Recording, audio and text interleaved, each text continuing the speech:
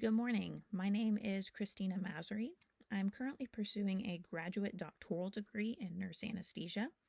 Today I am serving as the health aide and advisor to Asa Hutchinson, a policymaker of the executive branch and better known as the elected governor of Arkansas.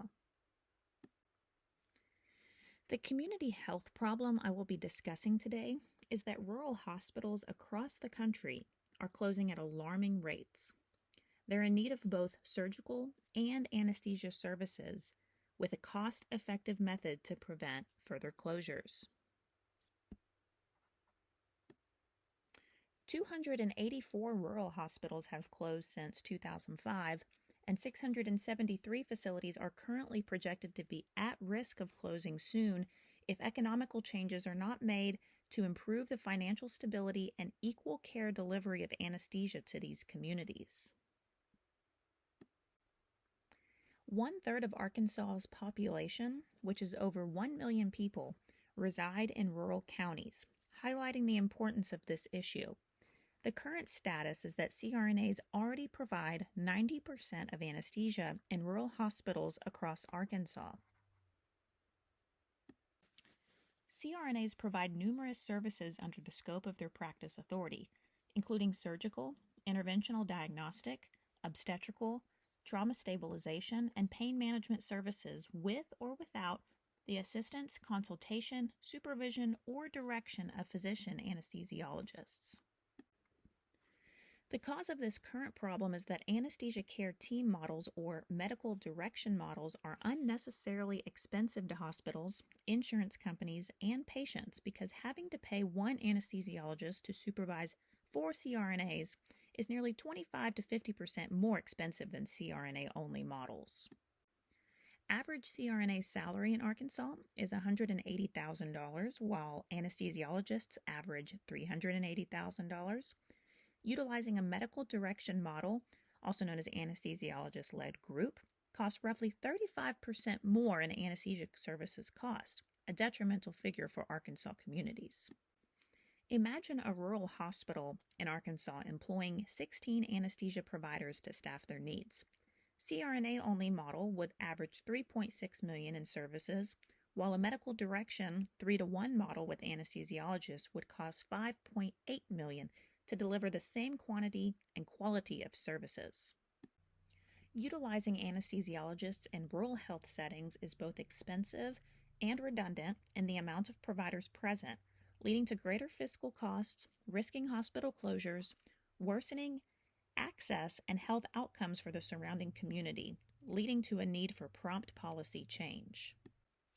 This call to action is for Governor Asa Hutchinson to revise House Bill 1198 to remove restrictive verbiage from CRNA practice requirements, allowing CRNAs to practice to their full scope, delivering anesthesia independently at rural facilities that are in dire need of economical anesthesia services.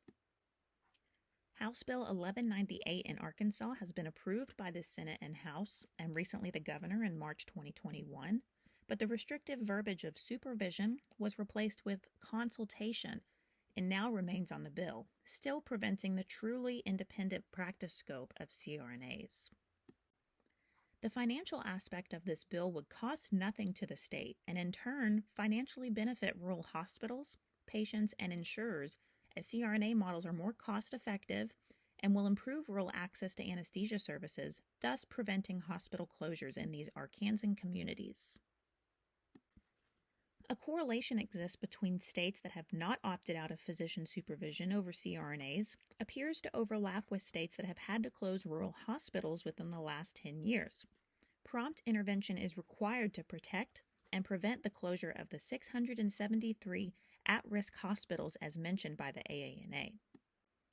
Martzef et al. States that state policies related to CRNA practice can help alleviate rural supply concerns and found that opt-out status and less restrictive regulations were consistently correlated with a greater supply of CRNAs, and especially in rural counties.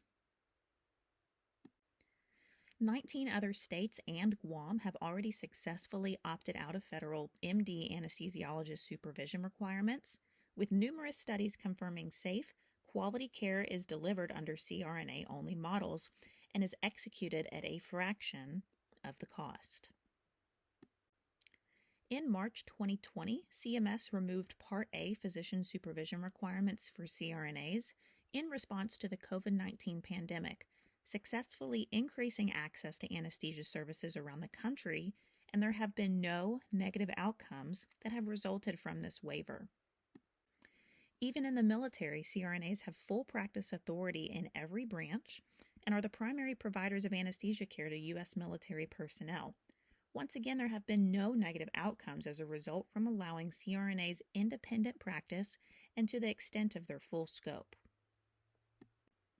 Between the 19 states that have opted out, independent practice in the military and safe care delivery during the COVID-19 pandemic, allowing CRNA full practice authority has been proved safe and cost-effective to communities and hospital systems that opt out of physician supervision. Governor Asa Hutchinson is called to remove the phrase consultation and any similar restrictive verbiage in future bills and policies, as any restriction that does not allow for independent CRNA practice is a restriction that will be detrimental for rural hospitals and communities in Arkansas. This presentation is a sole representation of my individual thoughts and opinions on independent CRNA practice and are not a reflection of my institution, program, or state legislation.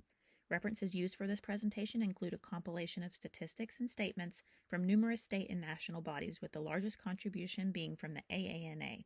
Thank you for your time.